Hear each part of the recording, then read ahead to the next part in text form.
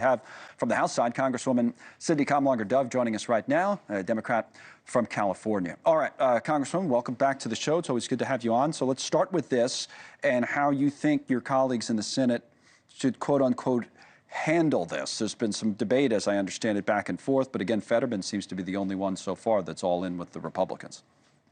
Well, it's always good to be on your show, Connell. Thanks for having me. I hope that senators are listening to their constituents. I know I've talked to both of my senators and they do not support this. This is a new spending bill crafted by Republicans without negotiations from Democrats. It would allow for massive spending cuts to health care, to Social Security, to housing programs. It would give the president new spending powers with unchecked authority by Congress. This is a plan to give pain to the American people, to distribute it across the country, and it isn't something that we can stomach. So I hope Democrats say no and force Republicans to deal with this. Which would then possibly force the government to shut down, and it's to be back and forth who to blame. You know, it brings up this wider question because we've, I think, had conversations, and I know I've had conversations with so many people even in recent days, but what are the Democrats, what should they be doing here? You know, and the president, I think, since the last time we spoke, has become more vulnerable politically, particularly on the economy, trade war. Look at this on the, pop it up again. I was looking at it on my tablet right here. It's his approval of handling the economy. Not only his approval, but presidential approval, going back to the Trump first term, which you see on the left side of the screen. And then President Biden, that wasn't a good issue, right, for President Biden. But it always was for President Trump until now. This is not a good number, 39%. So the Democrats have an opportunity. But, you know, a lot of people said they're not taking advantage of it. What can you do? Well, I've been talking about the economy. I mean, I go to the grocery store a couple times a week, and I can't find any eggs. And when I can, they're incredibly expensive. People vote based on what's happening in their pocketbooks. And when we're getting up and watching the news, we're seeing tariff wars and trade wars with our allies.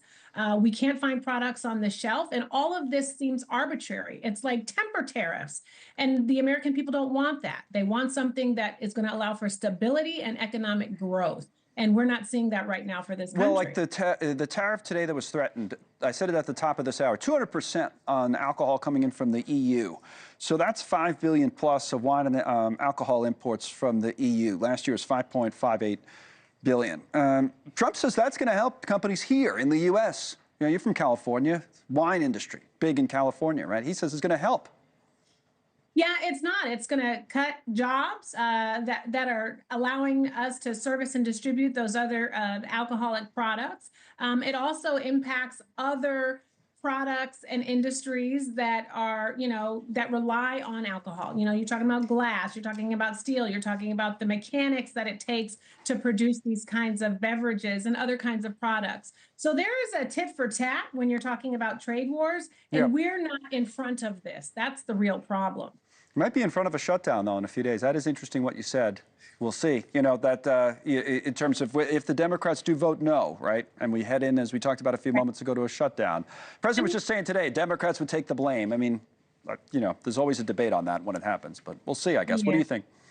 I looked at a poll. It said that 53% of Americans would blame it on Trump and the Republicans. What they could do, however, is work with us on a 4-week funding extension and then come to the table and negotiate with us. If you need our votes, don't bully us into voting for your package. Have us at the table and have a real conversation. Well, Congresswoman, we always have conversations here on this show, at least. So thanks for coming on with us again. We appreciate it.